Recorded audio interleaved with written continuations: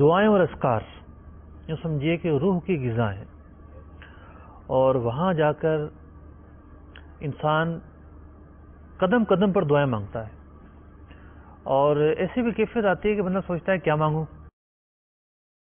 تو پہلے سے ہی اپنی دعاؤں کی تیاری کی جائے. رفیق الحرمین کے اندر طواف کے حوالے سے دعائیں موجود ہیں کہ طواف میں پہلے طواف میں کیا پڑھنی ہے، دوسرے میں کیا پڑھنی ہے، تیسرے میں کیا پڑھنی ہے. تو ان کو پہلے سے ہی مطالعہ کر لیں تاکہ ان کی روانی آ جائے. پھر یہ ہے کہ صفا اور مروہ پہ پڑھنے کی دعائیں ہیں، پھر مسجد حرام شریف میں داخلے کی دعائیں ہیں، کعبہ شریف پہلی نظر دیکھنے کی دعائیں ہیں، مکہ شریف داخل ہوتے وقت کی دعا ہے، پھر خاص طور پر 9 ذی الحجہ کی رات 9ویں شب مغفرت ہے، تو اس رات کیا پڑھنا ہے اس کی بھی دعائیں آتی ہیں، دعائیں شب عرفہ آتی ہیں. تو یوں ایک تو وہ دعائیں جو مسنون دعائیں مذکور ہیں تمام مقامات کی، ان کو جمع کرے، ان کا مطالعہ کرے، اپنے ساتھ لے جائے.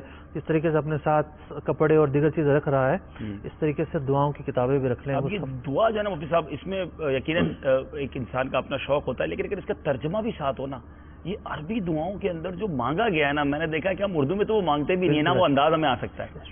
اتنی رکت آپ پر طاری ہو جائے گی اگر آپ امیر اہل سنت کی جو کتاب رفیق الحرمین میں جو 7 کم از کم طواف کے چکر کی جو دعائیں، اگر ان دعاؤں کو گھر پہ ابھی بیٹھ کے آپ کھولیں اور اس کو ترجمہ پڑھیں تو مدینہ مدینہ. اور پھر جس طرح مفتی صاحب نے اتنی ساری دعائیں بتائیں، اگر یہ ساتھ ہوں گی اور اس کا ترجمہ بھی ذہن میں ہوگا، اللہ نے چاہ رکت مدینہ مدینہ ہو جائے گا. اب دعا تلفظ بھی بعض اسلام بھائی کو درست نہیں ہوتے، عربی پڑھنا بھی نہیں آتی، تو اب دعائیں نہ پڑھے تو کیا کریں؟ ہم تیاری پہ گفتگو کر رہے ہیں. ٹھیک ہے کہ جو ایسے ہیں کہ 2-4 دفعہ پڑھیں گے تو آ جائیں گی، اس کی بھی تیاری کریں. اچھا، اور اگر نہیں کر سکتے تو وہ پھر کون سی دعا پڑھیں؟